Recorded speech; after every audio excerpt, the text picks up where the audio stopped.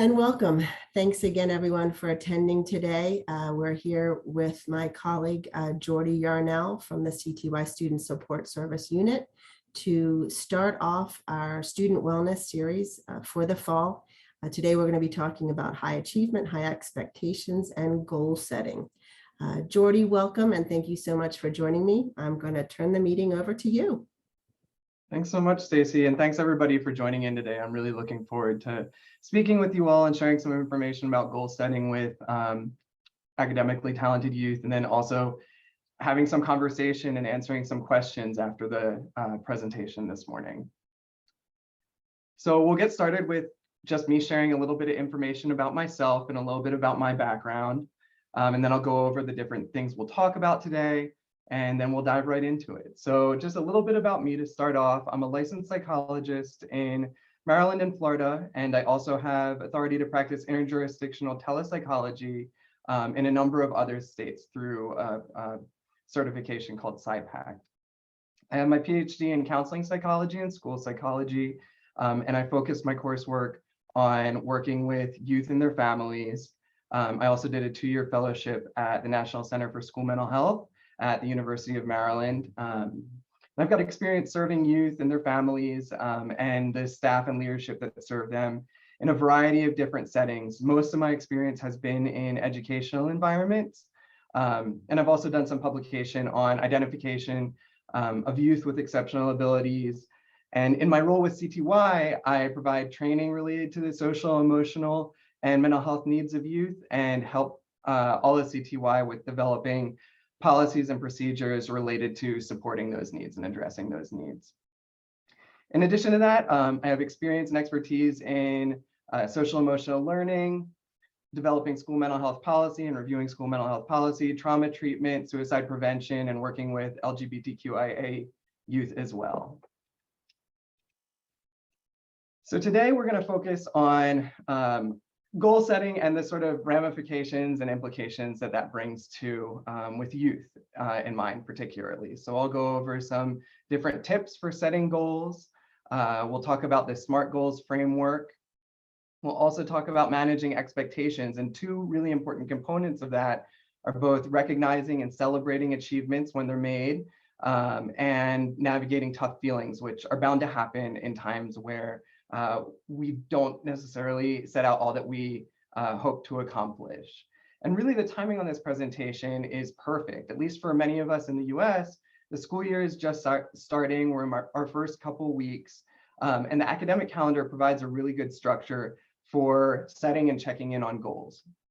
Goals can be set any time of year, and just like they can address any part of life, they don't have to align with the school year. Just for us right now, it seems particularly relevant. So as we start off talking about some different tips, my biggest tip is to let youth take the lead on setting the goals because they are ultimately their goals, and we're going to have the most buy-in from youth if they're a major part of their own goal setting process. Goal setting might be your idea as a caregiver or our idea as an adult invested in youth's lives and development. And we might inspire them to set goals or inspire the goals that they hope to achieve. But we want to do the most to let them choose as many different parts of their goal setting as possible. So this is a good opportunity for us to practice some compromise. While our interests are important, they're not nearly as important as the interests of youth themselves. And some ways that we might practice that compromise would be doing things like maybe us saying that you can attend a CTY course online, or you can attend a CTY course in person, but I want to make sure that you attend a course this summer because I think it would be really helpful for you. And then they can pick out the course that they choose. Or if we're wanting to put a little bit more guide rails on the process, we can also say, pick out a handful of courses that we'd be okay with them taking, and that they're able to make the ultimate choice about which course they choose to take. Caregivers can really be helpful in getting the goal setting process started, setting some expectations for the different goals that youth will achieve, and also keeping youth accountable. Also, as we talk about SMART goals, our role as adults in youth's lives can really be to set up some scaffolding for the goals that they make and trying to make sure that they set up the best goals possible for themselves. And we can also really serve an important role in reassuring youth when things don't go on quite as planned, when things go a little bit off track, or we need to reassess and reevaluate some goals. My other big point, sort of along with letting youth choose and take the lead, is to use their words. So oftentimes we say things as adults in different ways than youth are most comfortable hearing them. And if youth are able to put goals in their own words, even if the goals started out as our idea and we just got them on board with it, goals that are in their own words feel more achievable and more attainable for them. And it gives them a little bit more ownership and authority over the goal setting process. And when I talk about will-do goals, in psychology, we talk about things that are positive or negative, not necessarily positive in the sense that they're good or negative in the sense that they're bad, but positive in the sense that we're taking some action to achieve that goal. So a will-do goal would be something like saying, I will do all of the dishes every night before bed, instead of a goal that says something like, I'm not going to let the dishes pile up. Because that says what we're not going to do, which is let the dishes pile up, rather than what we will do, which is make sure that the dishes are done every night before bed.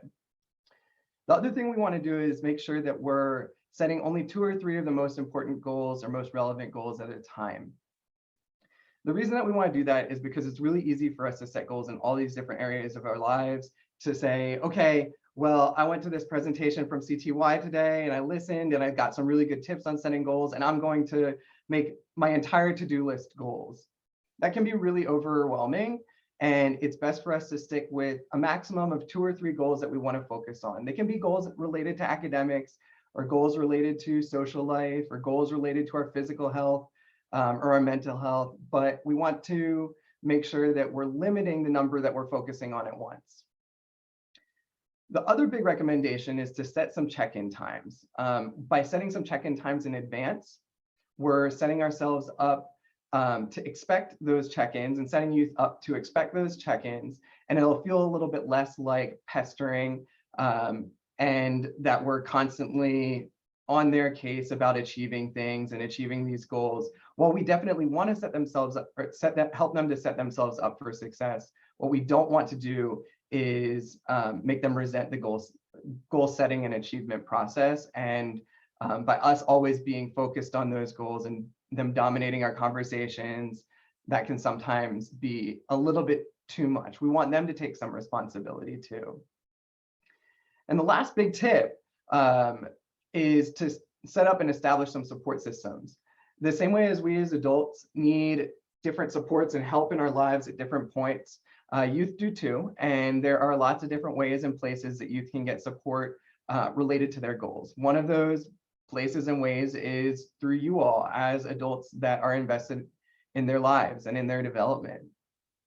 Another way is through the adults at school or other mentors that they have through extracurricular activities. You don't have to take on all of the burden as a caregiver in youth's lives or as a teacher or educator in youth's lives. We can share that burden with other adults, and that will help both gain other folks' perspective and also share the burden of always being the person to pester or check in too. And then also, so along with these different goal setting tips, CTY's blog recently published 5 different things that bright kids should know about goal setting. So if you go on the Bright Now blog, we have some things that are related to these tips and also some different ones about how to set up your environment and different things to consider when setting goals too. So in addition to the tip sheet that you all will receive after this presentation, this blog post is another good reminder of some of the content that we talk about today. So while we're talking about different ways to set goals, and really those last tips focused on the goals that we might choose, we can look towards a SMART goals acronym and sort of framework for evaluating the quality of the goals that we set and making sure that they're good goals that are really going to best serve the youth that we're working with. So the SMART acronym stands for specific, measurable, attainable, relevant, and time-bound. And it's a goal setting framework that's used by a variety of different people who are invested in helping others to make progress. That includes business executives and corporations. It also includes teachers and mental health professionals. And throughout, as I start to talk about this, I'm going to use a lot of academic examples, and I try to be mindful of that. But at the same time, I know that our presentation and the youth that we're focused on working with are focused on academics a lot and are high achievers in school. So these academic goals are important. Just as important are extracurricular goals and goals in their social and emotional lives as well. So when we talk about a specific goal, we want to think about the what that youth are trying to achieve. Now, we could say something like, my goal is to learn a language. That is talking about what we want, but it's not really that specific, and it's hard for us to track that goal and our progress on that goal.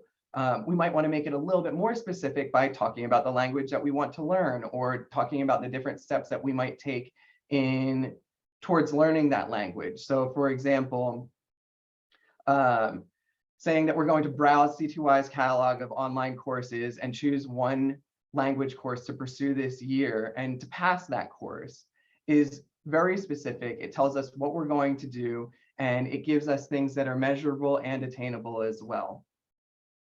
So when we talk about measurable, we really want to be able to see our progress. So think about when an organization has a fundraising initiative, and maybe they have a thermometer outside or a person climbing a mountain to go along with the amount of funds that they've received. The same way as organizations use those sort of visuals to track their progress, we want to make sure that the goals that youth are setting are measurable, and that we can track their progress, and that they can track their progress as well. It helps keep them motivated, and it helps us actually see the progress that's being made.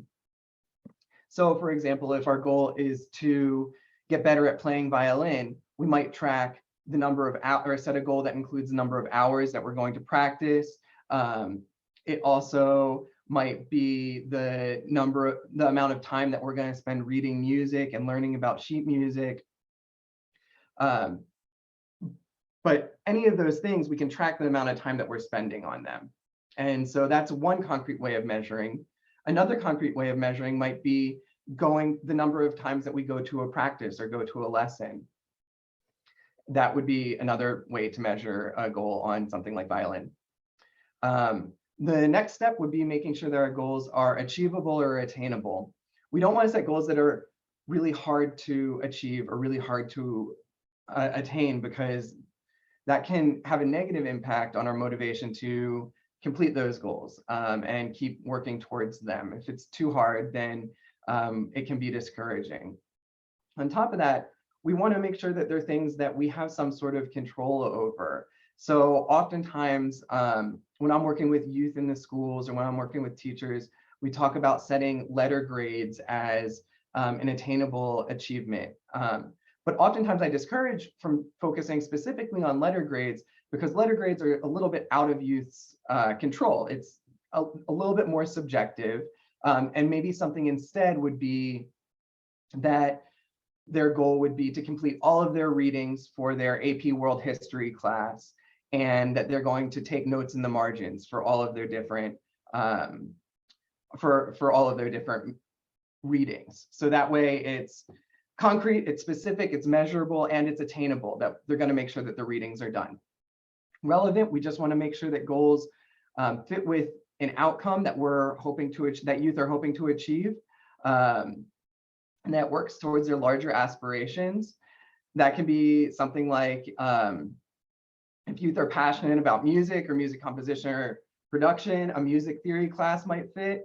If they're passionate about engineering or math, an astrophysics course or a data and chance class might be relevant towards their goals. And then also we want to make sure that goals are time bound.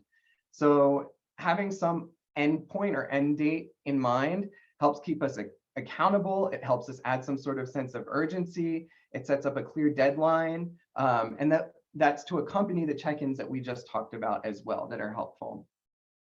If you all are looking for another perspective or other descriptions on SMART goals, or looking to share about SMART goals with youth, I really like the Brain Pop video and Khan Academy videos. that talk about the SMART goals framework as well. So the ways that we talk about goals and the ways that we set goals impact how we think about ourselves. That's why using a framework like SMART goals is so important. I want you all to take a second and think about a time when you met or exceeded an expectation or a goal that you had set for yourself. And then I want you to take that and compare it to a time where expectations were too high, or where you got more help than you wanted, or you needed more help than you hoped to need. And to think about for a second how those felt different from each other. Now, of course, sometimes setting goals that are unattainable or not meeting our goals or failing to meet our goals can be motivating with the right support systems in place to sort of catch us after we fall. The same way that accomplishing goals that are too easy can have a negative impact or an unhelpful impact on our motivation because we can become bored. It's really important for us to pick goals that align with our priorities, for us to help youth to pick goals that align with their priorities, their interests, as well as their abilities and their strengths.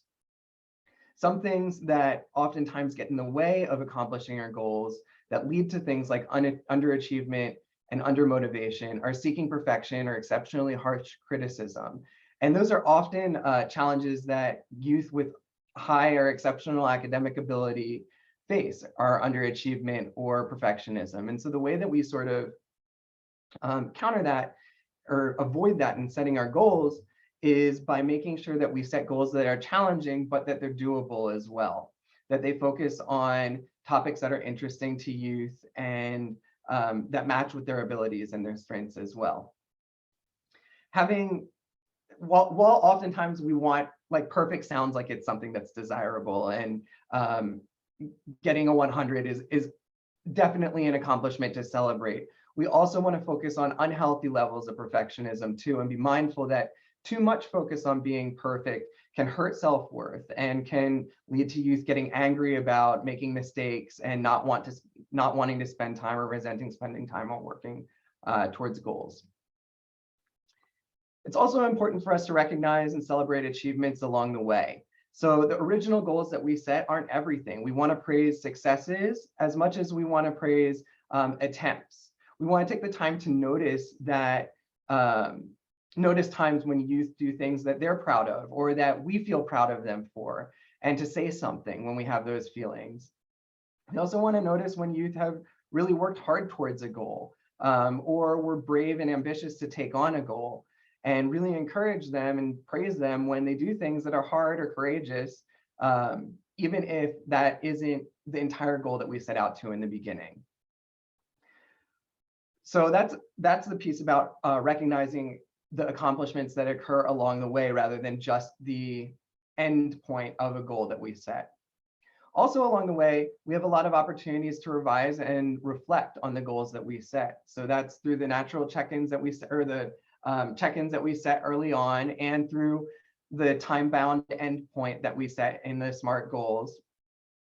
And during those times, we can take some time to reflect on the different things that were helpful, that helped us to gain some traction or gain some success towards our goal, whether that was the environment or whether that was the supports that we had in place, what it was about the goals that helped us want to work on them and stay motivated. Sometimes it can be the people that we're around and that we surround ourselves with. We should also focus on following youth's lead when we're talking about recognizing and celebrating achievements. Depending on how old youth are, the type of praise that we give them matters. So younger youth might be more encouraged by enthusiastic praise or praise that's really over the top. It should always be genuine. But older youth, like teenagers, might just appreciate some acknowledgement or recognition, and it might just look a little bit different in the way that we praise them. And they might respond a little bit differently too. The other thing is that it's okay for us not to have met our goals, our ultimate goal. And it's okay for youth to navigate those challenging feelings. They might have frustration or anger or disappointment in themselves for not reaching their goals. All of those are valid feelings, and it's important for us to let them have and hold those feelings rather than for for us to force them to focus on just the good things. Youth can also feel surprised or optimistic or motivated after they don't reach their goal, and those are okay feelings as well. Either way, the point is that we're helping them to build up their feelings vocabulary, which works on their communication skills, and it also shows them that it's okay for us to talk about hard things. Last, we want to talk about what to do when there is some disappointment, right? So just as building their feelings vocabulary and validating their emotions is an important part of that, keeping the focus on their individual experience is equally important. It's unreasonable for us to expect that as adults, we're not going to have reactions to times when youth didn't meet their goals or the goals that we had hoped for them. It's important for us to not put that responsibility of managing our own personal emotions as adults back onto youth. We have our friends, our partners, other adults in our community that we can have conversations with about that to help us manage our own emotions, so that when we have conversations with youth, we can focus on them and their experience. We can also model good and healthy coping strategies for them too. So talking about things that are upsetting is a good and healthy coping strategy if we're talking about it with an adult that supports us.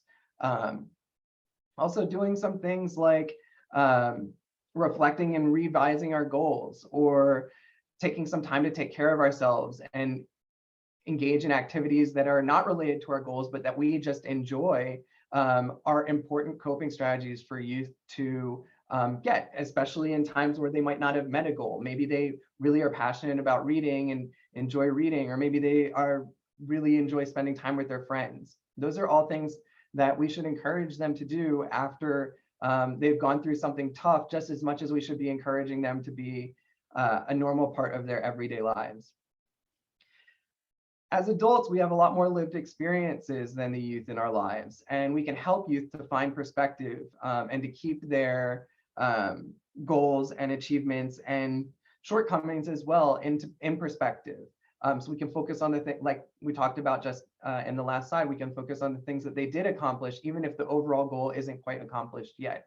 We can revise and reset our goal to continue moving towards that larger goal.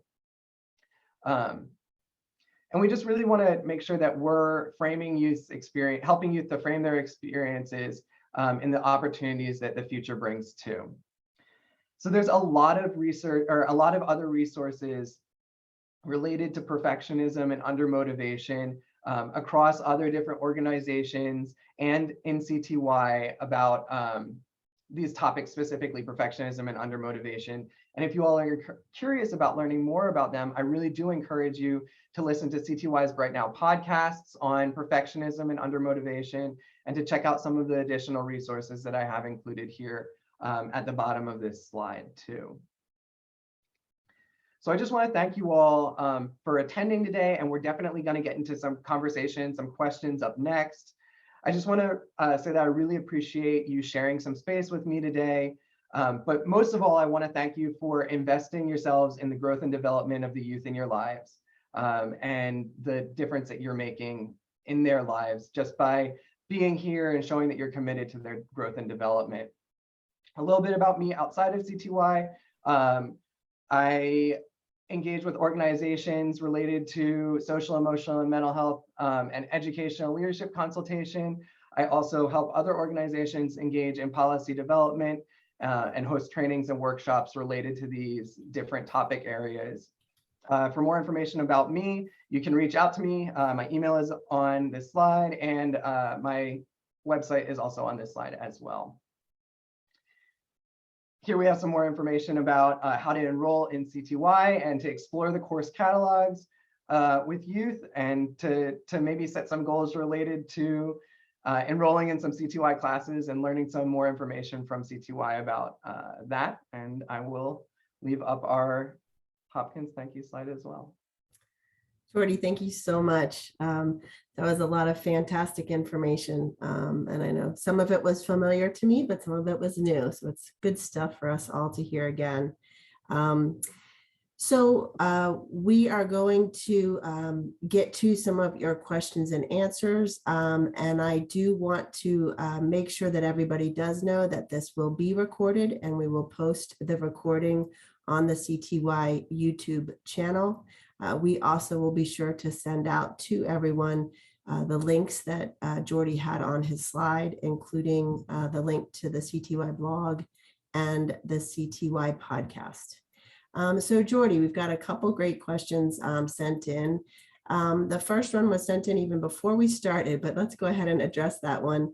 Wanting to know how to maintain kids' interest in a flow state so that they're not feeling apathy or anxiety. Can you address that in the context of goal setting?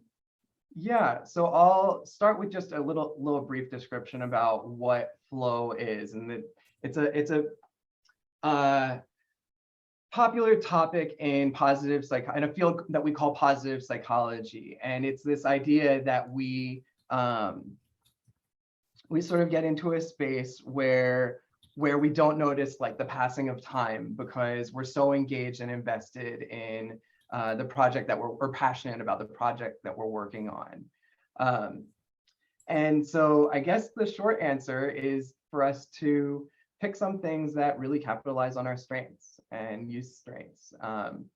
And the way that we do that is by helping youth notice when they're particularly good at something and pointing it out to them, and by helping to encourage them to think about the different sort of character strengths that they have that they're able to capitalize on and use. It matters less on the specific subject or topic area, and more that they feel like they're bringing themselves into the work that they're doing.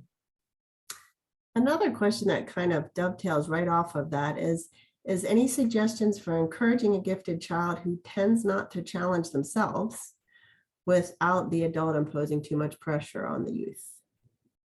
Yeah, that's a really good question, because as adults, we want to set up some sort of scaffolding in youth's lives and systems of support that are encouraging, that we encourage them, and that we set them up for success as much as possible. But at the same time, putting on too much pressure can be overwhelming and lead youth to more resent the different things that we are hoping that they get engaged with. And so a lot of it is focusing on youth leading the process. So whether it's something like, I didn't get too much into this earlier, but like for setting the check-in times, right? We can set check-ins about anything. It doesn't have to be about a goal. We can set regular check-ins and daily check-ins about how things went, right, during their day.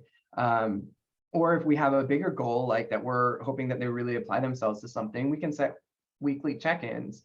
Our idea can be that the check-ins are weekly, but we can go into that conversation and ask youth what they feel like is a reasonable frequency for us to check in with them. So while we inside our heads might say, I want to be checking in with them every day on this, when we ask them what they might feel like is a reasonable amount of time to check in, then that gives them some sort of authority over the process. It's setting the boundary that we are going to check in with them, and that expectation that we are going to check in with them. But it's giving them some sort of agency or authority to let them make some decision about their lives and the things that are happening to them, in this case, the check-ins, right? So I would just say, if there's an opportunity to ask youth's opinion on something and to get them invested in the decision-making process, to do that. And we can definitely say things like, if they come back and say never, we can say, well, we're going to have check-ins. If they say a month, we can say, you know, I'm not really confident that once a month is enough for it to stay on both of our minds. And this is something that's really important to me. How can we make it more important to you too? Inviting those conversations instead of just saying this is how it's going to be gives you some agency and really helps them to build the skills that they're going to need throughout their lives too. So a parent has written in it's kind of a nuance of some of the things we're talking about. A lot of questions about kids who are overbooked and don't think they have time to, fit anything else in. Also kind of approaching it from the angle of finding ways for them to want to achieve goals without feeling it's a competition, knowing that they have competitions in so many other areas. So is there a nuance you can kind of pull out of that of goal setting without being overwhelming or competitive? Sure. So competition is an interesting one because it can be something that encourages some motivation and encourages it puts us out of our comfort zone just a little bit. And it creates opportunities for youth to be particularly hard on themselves. And it creates an opportunity for us as adults in their lives to inadvertently contribute to that harsh criticism too. So I definitely think that competitions can be healthy and it can be an important experience as long as it's not overwhelming for youth. The other sort of part of that question that I was hearing is how can we help youth to set goals that aren't overly burdensome, or that that focusing a little bit more on that resentment piece again too, just because so we were, CTY and I imagine many of the folks who are listening in right now are invested in youth lives who have particularly good skills in maybe one or many subject areas. I think it's important for us to remember that just because youth are exceptional in a particular area doesn't mean that they necessarily are obligated to be passionate about that area as well, or to want to succeed in that area as well. I think that a lot of times that can erase or bring up some feelings for us as adults because we notice that they're particularly skilled in this area and we want them to succeed in this area. It's also important for us to remember that youth are in charge of their own lives. And that, yes, while we're helping them through their development, we want to do the best that we can by them and help them to not miss out on opportunities and to realize their talents and their potential. It's important for us to not put too much of that burden or too much of that weight on them too. So we have so many questions, and again, I want to thank everyone for sending these in, and I know we won't get to them all, and I'm trying to sort of lump them together. A few questions you addressed this a little bit in your presentation, but maybe going a little deeper about underachieving and not meeting goals, and some points for parents when that's going to happen, and the best way to respond to that. Yeah, so it is going to happen. It is a part of life, and it's important for us to have, it's sort of, I don't think that failure is necessary for development. I think that failure in a supportive environment with supports in place around us can be growth promoting and can get us used to navigating difficult or upsetting circumstances. Or not always getting our way or everything that we hoped for, and that's okay. I think that it's important. It sort of creates what it does, especially for youth, is create sort of an opportunity while they're young and still developing, and have natural support systems in place in us as adults invested in their lives. It gives us an opportunity to help them through that tough time, so that when they're older and when they're adults, they can reflect on the support that they received, and the help that they found in the different places that they found it in, and that it was okay for them to have that failure experience, or that experience that wasn't everything that they hoped that it would be. That they can reflect on that in adulthood and know that when they're also experiencing that tough time in adulthood, that things will be okay too. Obviously, we know parents of today's age have many questions sent in about screen time, video games, all of the other challenges and distractions that kids might have. Any suggestions on how to address those things that come in and might threaten or challenge students trying to meet goals that, as a parent, we know they aren't the healthiest, but that's not going to be what the student wants to hear. Yeah, absolutely. I'm really glad that that came up actually, because I think it is a really, it's something that's on a lot of folks' minds right now. Just for background, the American Academy for Pediatrics has guidelines on the amount of screen time that youth should have. I will say that screen time in itself is not inherently something that is negative. I think that we can get caught up in it, especially having varying levels of comfort with screen time and exposure to screen time in our own development as adults. It brings about some feelings that are associated with it. It's important for us to remember that screen time also can be used for learning and socialization, and as a form of self-care too. There's lots of different ways that we can use the internet in healthy and helpful, as healthy and helpful resources. Of course, that's not to say that everything on the internet is correct or good information, and that all the activities that youth engage in on the screen are helpful for them. However, it is also important for us to think about how not every moment of youth's day needs to be productive, that it's just as important for us to have some downtime as it is for us to engage in the activities that maybe society might see as productive too, or us as adults might view as productive for them.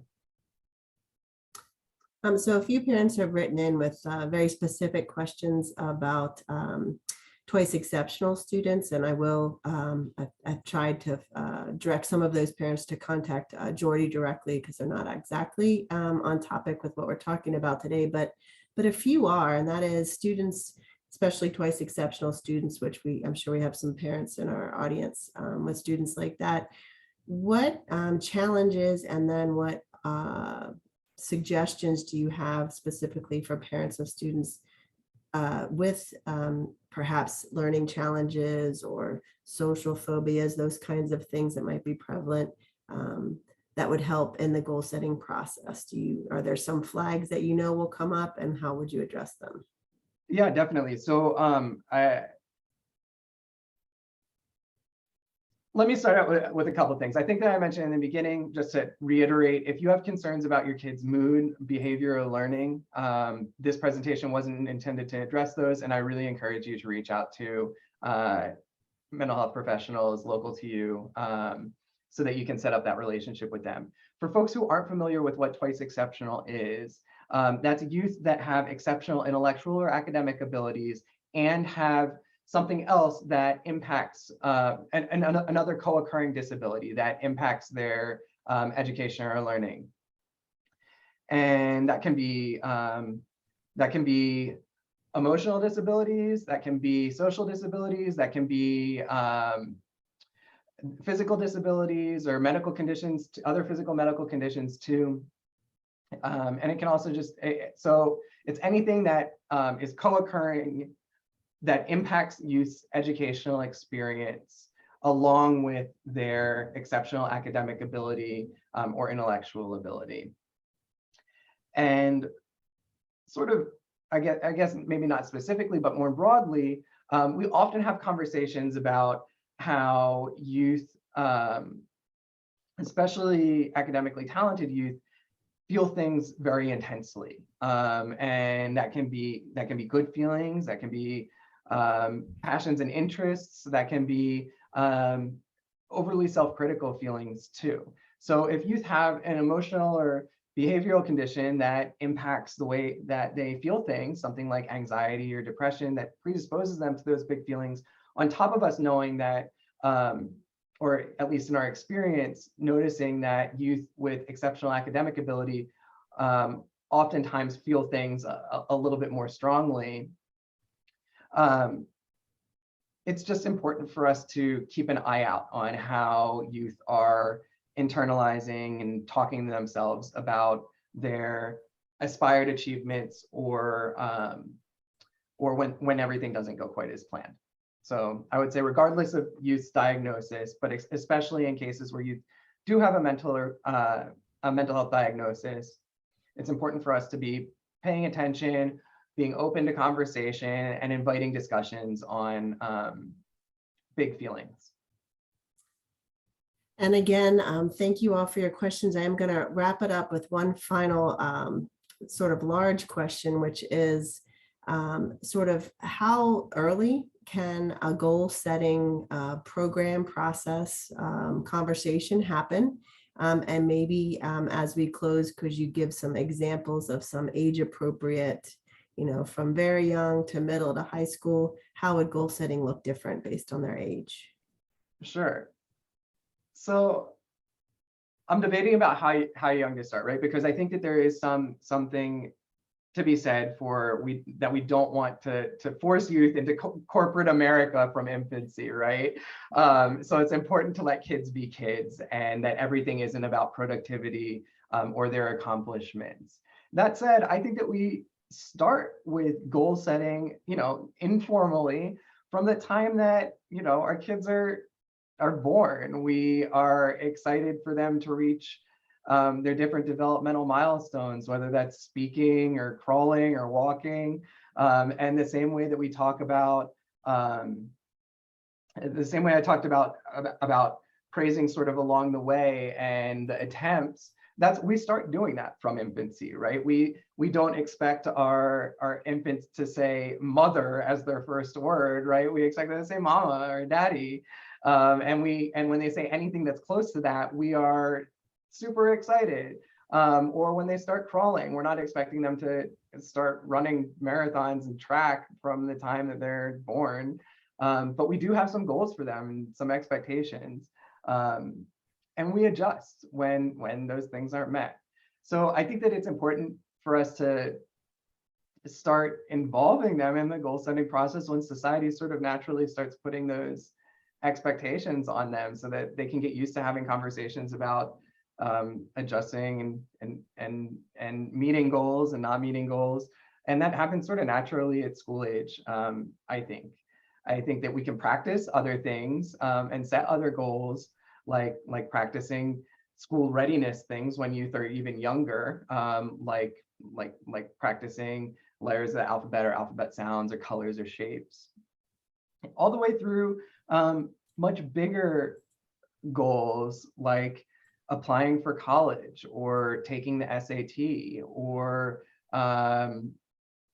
getting our driver's license, or whatever happens to be culturally relevant or culturally important for you. Some folks have different things at different ages of life and stages of life that are relevant for them and their culture. And those are all goals that we set sort of along the way.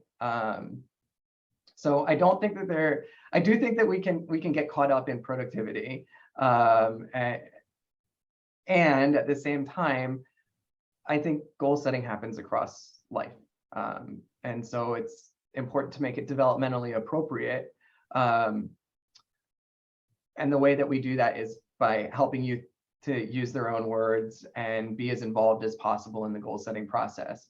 We'll notice if things are a little bit off in our expectations or thinking about where they should be by noticing some resistance from them, and learning more by listening to the words that they use to set their goals too. Thank you, Jordy. That was fantastic. I do just want to wrap up and thank Jordy again for joining us. Thank you, participants, for joining us. I will stop the recording now.